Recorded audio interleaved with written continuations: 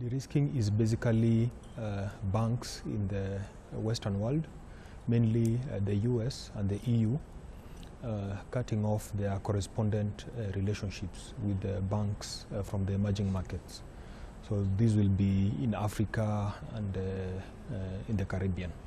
Yeah, and the reason why they do this is because of risk. Yeah, so on the one hand, Africa is growing.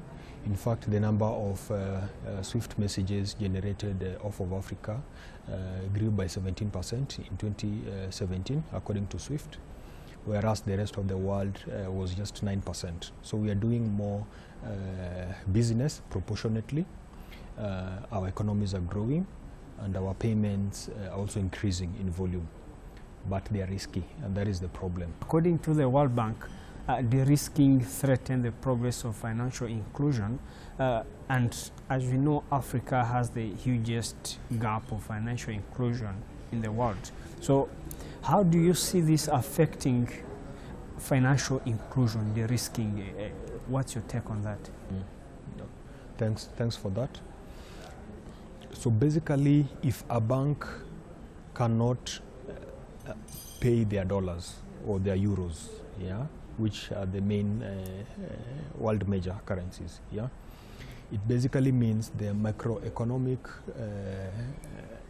activities are affected. So diaspora payments can't be received, yeah, by a poor family in Kenya or in Kigali, in Rwanda. Yeah, a trader who exports their goods, yeah, coffee, the fantastic Rwandan coffee, they can't get paid because you know, whoever is paying from Europe can't find a correspondent bank to channel their euros to the farmer. Yeah, someone importing raw materials for construction or for you know, any other activity, they cannot pay for those goods. So the economy gets stuck, and it can't be a good thing for Africa. It's something that we need to get the banks to sort of come up to par and ensure that the masses and the merchants that are creating the jobs are not affected by it. Yeah. All right. So what measures do you think should be put in place to reverse these effects that we've talked about? So in my opinion, I think the banks need to step up. Number one, so go back to basics, like I mentioned earlier.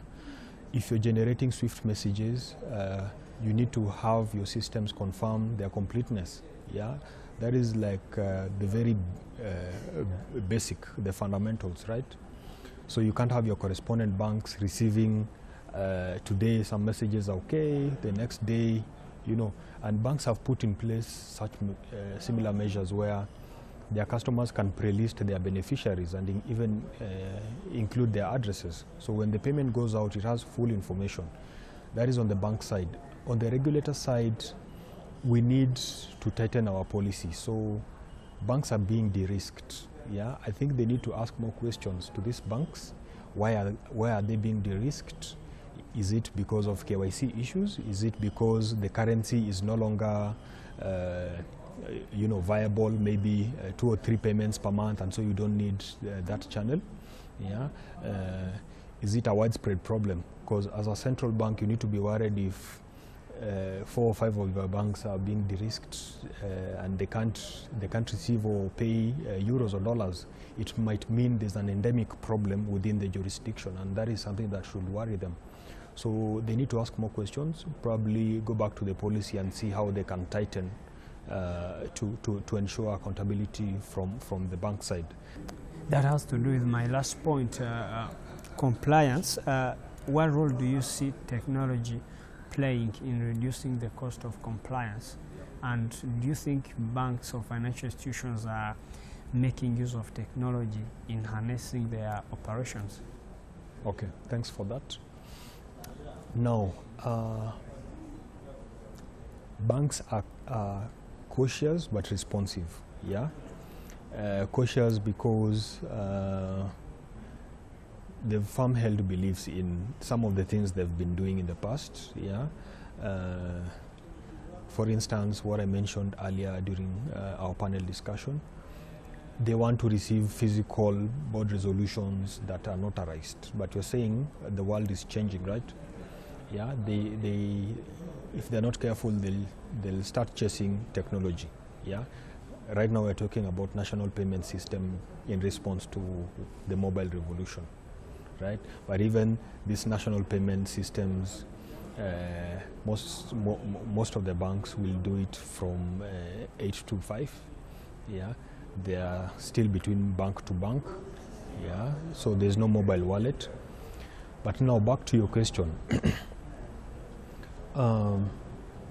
Banks in the West are spending up to $60 million in KYC, AML, and onboarding.